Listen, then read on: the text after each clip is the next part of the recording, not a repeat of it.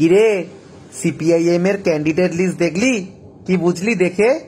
Just ফাটাফাটি school teacher, advocate, research scholar.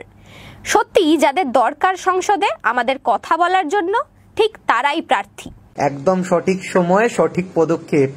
Trinamool বিজেপির বিরুদ্ধে এবার কোমর বেঁধে লড়তে হবে। ভাবতো সরকারে বসে এমন চুরি চুরির কম্পিটিশন। সত্যি, এদিকে রাজ্যে চাকরি, শিল্প, রেশন সবকিছুর টাকা পকেটে পুড়ছে তৃণমূল, ওদিকে তো ডাকাত বসে আছে দেশে। ইলেকটোরাল বন্ড নিয়ে কি লেভেলের ঠকালো মোদি। আরে তাই তো ভাবছিলাম, পিসি আমাদের রাজ্যটাকে লুটে নিচ্ছে, কেন্দ্র সরকার চুপ কেন? এখন বুঝছি সব চড়ে চড়ে মাস্তুতো ভাই কেস।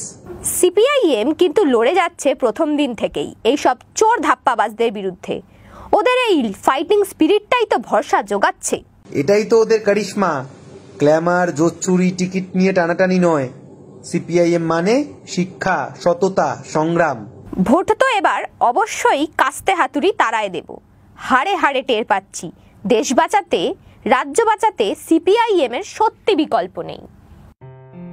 আসন্ন লোকসভা নির্বাচনে রাজ্যের প্রতিটি প্রান্তে বামফ্রন্ট প্রার্থীদের জয়ী করুন।